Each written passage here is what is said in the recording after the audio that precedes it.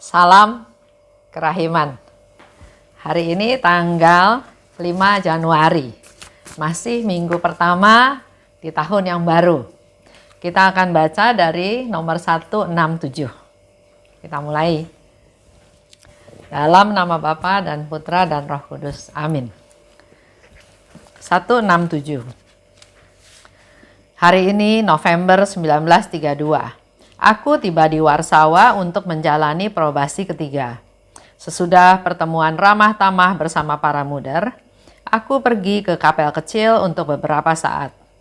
Tiba-tiba kehadiran Allah memenuhi jiwaku dan aku mendengar suara ini. Putriku, aku ingin agar hatimu dibentuk mengikuti model hatiku yang rahim. Engkau harus sepenuhnya dipenuhi dengan kerahimanku.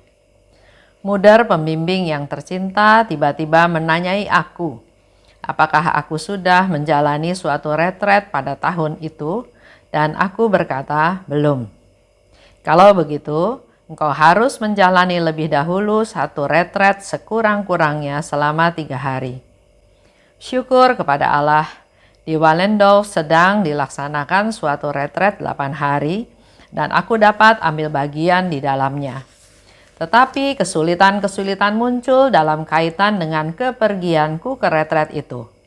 Ada orang yang sangat menentang kepergianku dan tampaknya aku tidak dapat pergi. Sesudah makan siang, aku masuk ke kapel untuk adorasi selama 5 menit. Tiba-tiba aku melihat Tuhan Yesus yang berkata kepadaku, "Putriku, aku sedang mempersiapkan banyak rahmat bagimu, yang akan engkau terima selama retret yang akan engkau mulai besok pagi." Aku menjawab, "Yesus, retret itu sudah dimulai dan aku konon tidak akan pergi." Dan Yesus berkata kepadaku, "Bersiaplah untuk retret itu, sebab engkau akan memulai retret itu besok. Dan mengenai keberangkatanmu, aku akan mengaturnya dengan para superior." Dalam sekejap, Yesus menghilang. 167. Itu terjadi pada bulan November 1932.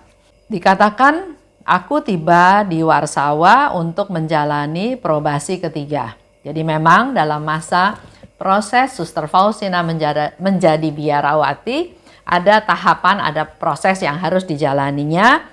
Dan pada waktu dia mau menjalani probasi yang ketiga, dia lakukan itu di Warsawa.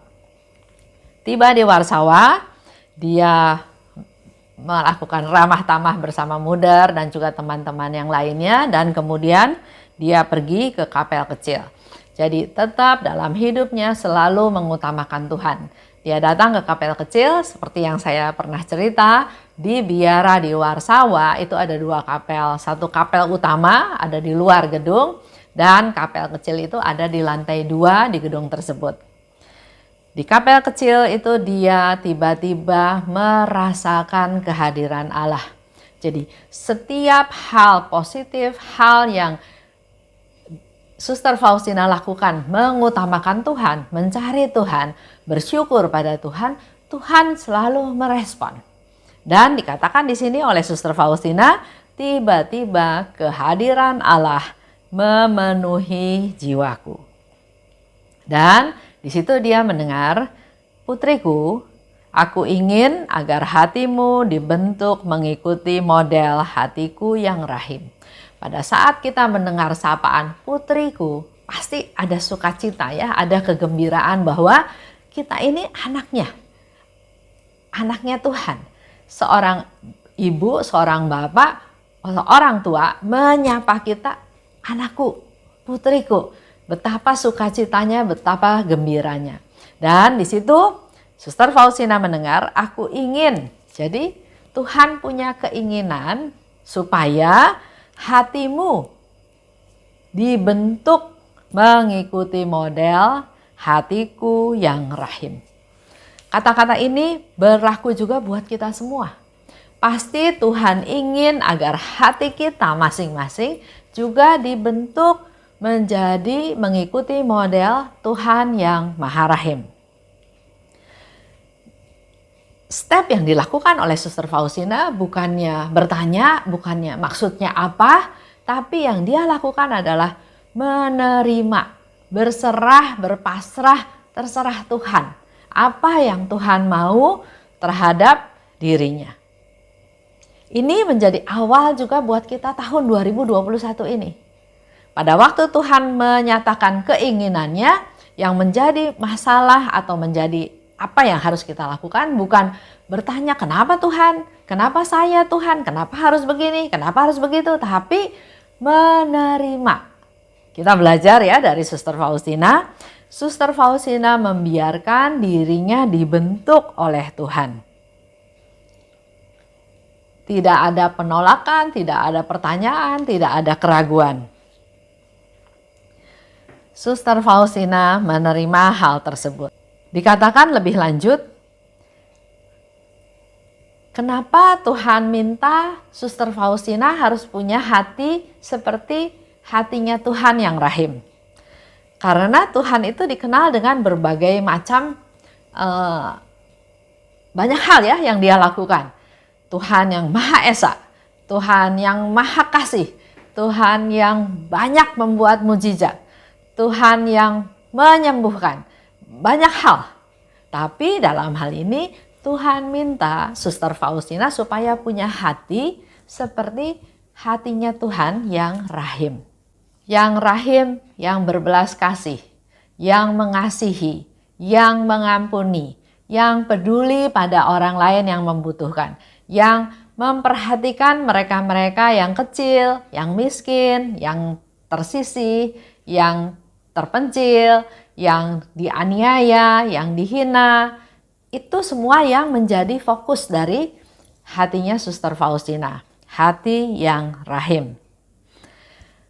Dan terlebih lagi juga Yesus minta kepada Suster Faustina selain punya hati yang berbelas kasih, tapi hati yang selalu mencintai manusia, mencintai sesamanya, walaupun ada yang mengucilkan Suster Faustina, ada yang menganggap Suster Faustina sombong, ada yang menganggap Suster Faustina malas, ada yang memanfaatkan kebaikannya Suster Faustina, tapi di sini Yesus minta dia punya hati yang rahim.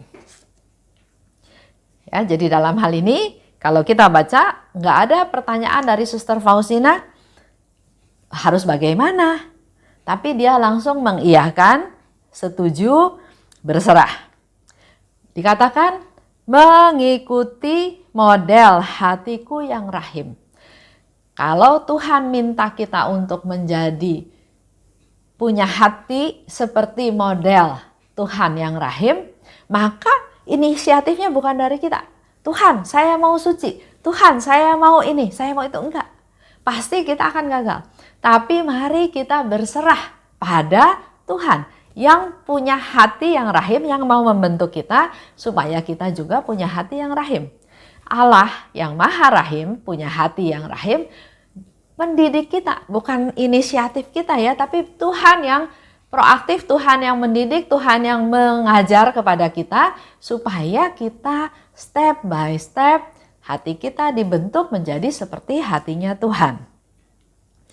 Mengikuti modelku, kata Tuhan ya. Jadi hanya Yesus yang bisa lakukan karena Yesus yang punya hati yang rahim, dan kalau kita harus ikut seperti Yesus, Yesuslah guru kita, Yesuslah pengajar kita.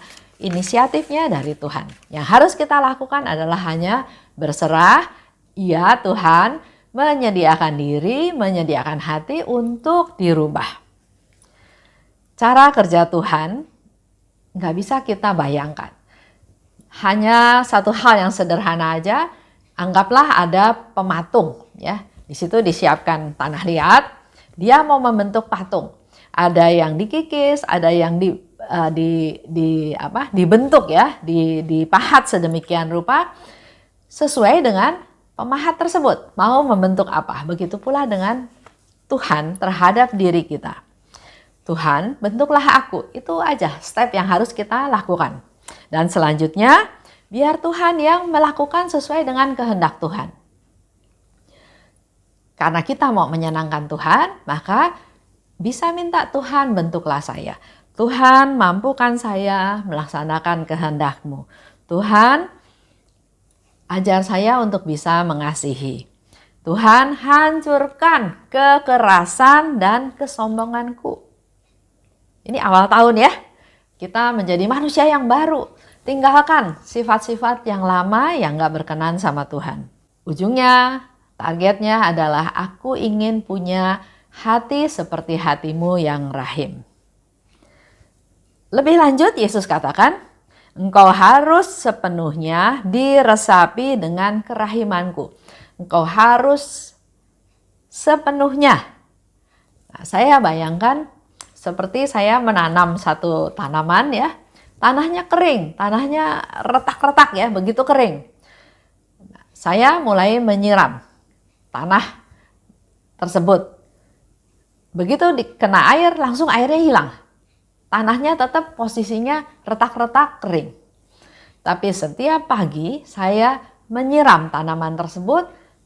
Makin lama tanah yang retak itu sudah tidak retak lagi, sudah tidak kering lagi. Dan pohon yang tadinya udah nggak ada daunnya, perlahan-perlahan secara perlahan keluar pucuk-pucuknya. Itu yang saya bayangkan sebagai diresapi. Jadi air yang disiram itu bukan hanya satu kali, tapi berkali-kali sampai tanah yang gersang itu menjadi lembut, menjadi subur, menjadi gembur. Begitu pula dengan yang dikatakan oleh Yesus, engkau harus sepenuhnya diresapi dengan kerahimanku.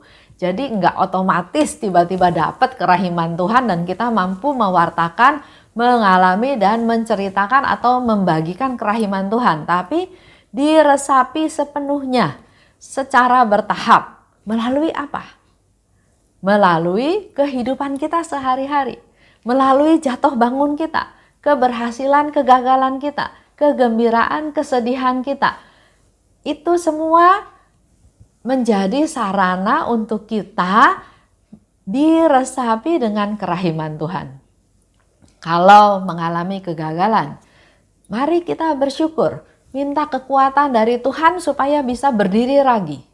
Kalau ada yang menghina kita, ada yang mengkhianati kita, ada yang menipu kita, itu juga jangan ungkapannya adalah marah, mengutuk, dendam, tapi minta rahmat dari Tuhan untuk bisa mengampuni. Karena kerahiman Tuhan itu selalu tercurah. Nah, di sini Yesus minta supaya sepenuhnya diresapi dengan kerahimanku. Nah, yang menjadi pertanyaan sekarang adalah dalam hidup kita sampai sekarang, apa sih yang meresapi hidup kita apa? Apakah kita diresapi dengan hal-hal duniawi? Masih berharap mendapatkan aliran-aliran kekuatan untuk hal-hal duniawi, misalnya tentang kekayaan, kekuasaan, ketenaran, terkenal, keberhasilan, kesuksesan, hal-hal yang sifatnya duniawi. Atau kita sudah mulai atau memang sudah diresapi oleh hal-hal yang dari Tuhan, diresapi oleh hal-hal yang bisa menyenangkan Tuhan. Dikatakan lebih lanjut oleh Tuhan ya, putriku, aku sedang mempersiapkan banyak rahmat bagimu yang akan engkau terima selama retret yang akan engkau mulai besok pagi. Jadi Suster Faustina tahu retret itu sudah berjalan. Dan biasanya kalau kita ikut retret pun kan mulainya dari awal sampai akhir. Nah, Suster Faustina tahu retretnya sudah berjalan dan ada orang yang memang nggak menghendaki Suster Faustina ini pergi retret. Ya, jadi Muder bertanya mula-mula kepada Suster Faustina, kamu udah ikut retret belum? Mau ikut masa probasi ketiga tersebut ya? Karena Suster Faustina bilang belum, maka Muder anjurkan untuk dia ikut retret.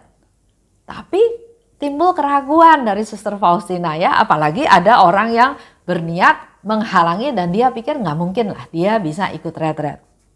Tapi hal ini dijawab oleh Tuhan. Bersiaplah untuk retret itu. Sebab engkau akan memulai retret itu besok. Dan mengenai keberangkatanmu, aku akan mengaturnya dengan para superior. Lihat ya, kalau Tuhan sudah punya rencana, sudah punya tujuan, itu pasti terlaksana. Yang perlu kita lakukan bukan keraguan, bukan bingung bagaimana terjadinya, tapi yang harus menjadi pegangan kita adalah kalau Tuhan sudah mau, serahkan pada Tuhan. Yang penting kita hanya iya, mau melaksanakan, karena selanjutnya Tuhan yang kerjakan. Bahkan di sini Yesus katakan dengan sangat detail ya, mengenai keberangkatanmu, aku akan mengaturnya dengan para superior. Walaupun sesuatu yang masih belum terbukti ya, tapi kita belajar juga dari Suster Faustina, enggak berlama-lama dalam situasi tersebut. Suster Faustina tidak buang waktu, tapi memanfaatkan waktu untuk berdoa. Begitu pula dengan kita. Jangan buang waktu untuk hal-hal yang enggak perlu, tapi manfaatkanlah waktu yang ada untuk berdoa, untuk melakukan hal-hal yang positif, yang berguna. Karena dikatakan oleh Suster Faustina, hanya Yesus yang bisa mengatur hal-hal seperti itu. Mari kita juga punya iman seperti Suster Faustina. Hanya Yesus yang dapat mengatur hal-hal seperti itu. Karena untuk Tuhan nggak ada yang mustahil. Serahkan semuanya pada Tuhan dan Tuhan yang atur semuanya. Saya ingat kemarin, beberapa hari yang lalu ya, saya ikut pertemuan Zooming dari salah satu kelompok Kerahiman Ilahi. Setelah penjelasan dari pembicara, kemudian ada pertanyaan. Seorang ibu bertanya, secara garis besar dia mau bilang bahwa dia berdosa karena dia berzina dengan suami orang lain, tapi dia nggak bisa melepaskan hal tersebut. Saya tergerak ingin bercerita ya, atau ingin sharing. Menurut saya setiap manusia punya kelemahan.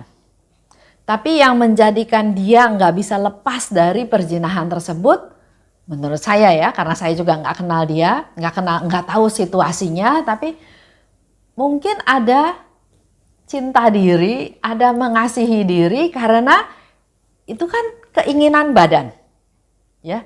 Dia melakukan perzinahan, ada keinginan untuk memenuhi kebutuhannya, keinginannya. Kalau mau dilawan dengan kemampuan sendiri pasti nggak bisa. Mari kita belajar dari Suster Faustina. Menyerahkan semuanya pada Tuhan. Saya tidak berdaya, saya apa-apa, dan yang terpenting adalah penyangkalan diri. Kalau saya melakukan itu, saya tahu saya berdosa, bukan hanya saya berdosa, tapi saya juga menyakiti orang lain. Merugikan orang lain. Kenapa saya enggak berkorban? Supaya orang lain enggak dirugikan, supaya orang lain enggak sakit hatinya, supaya orang lain bisa hidup damai, hidup sejahtera. Biar saya aja yang susah, saya aja yang sakit. Serahkan semua masalah, semua hal pada Tuhan. Menurut saya, dia pasti bisa keluar dari lingkaran setan itu. Jangan mengandalkan diri sendiri. Seperti yang kita belajar hari ini, Allah itu Maha Rahim, Allah itu baik, Allah itu ingin memberikan kita hati seperti hatinya yang rahim. Dan Tuhan yang akan membentuk kita, Tuhan yang akan mengajar kita bagaimana caranya. Mari kita tutup dalam doa. Dalam nama Bapa dan Putra dan Roh Kudus, amin. Allah Bapa yang Maha Baik, seperti yang diminta oleh Engkau pada Suster Faustina supaya punya hati yang rahim, kami juga mohon rahmat-Mu Tuhan agar kami juga mempunyai hati yang rahim. Kami mau belajar daripada-Mu Tuhan, limpahkanlah rahmat-Mu, biarlah kerahiman-Mu meresapi hidupku. Secara bertahap kami makin hari makin mengenal kerahiman-Mu, makin mengalami kerahiman-Mu dan dimampukan untuk bisa juga memberikan kerahiman yang Engkau berikan pada kami, untuk kami berikan, kami salurkan kepada orang-orang di sekitar kami. Kami juga mohon rahmat-Mu Tuhan, untuk kami mampu untuk memperoleh rahmat kerahiman-Mu, untuk merenungkannya dan mempraktekannya dan juga memberikan pada orang-orang di sekitar kami.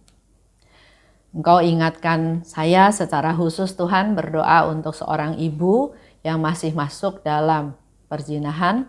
Kiranya Engkau ampuni segala dosa-dosanya dan juga dia dimampukan untuk mengandalkan Engkau, untuk melakukan penyangkalan diri, dan biarlah melalui sharing yang sudah dia lakukan menjadi langkah awal pertobatannya sehingga nama-Mu dimuliakan. Kemuliaan kepada Bapa dan Putra dan Roh Kudus seperti pada permulaan, sekarang, selalu dan sepanjang segala abad. Amin. Dalam nama Bapa dan Putra dan Roh Kudus. Amin. Salam kerahiman.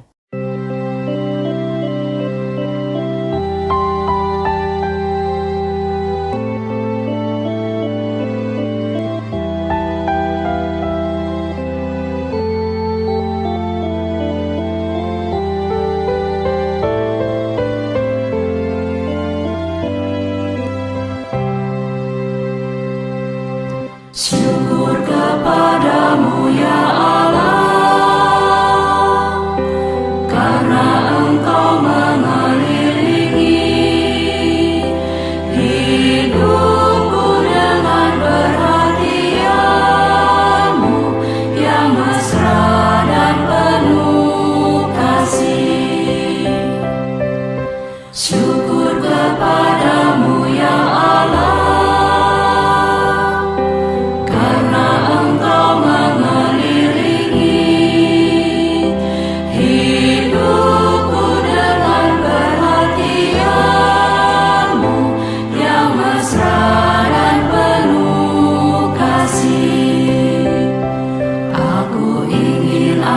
seluruh hidupku selalu menjadi ucapan syukur.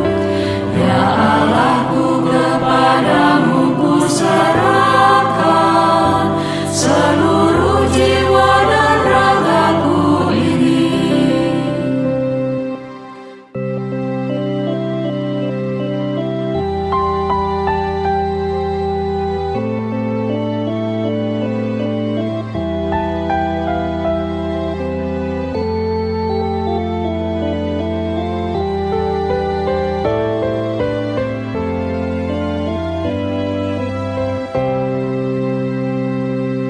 Syukur kepadamu ya Allah, karena Engkau mengelilingi hidupku dengan perhatian-Mu yang mesra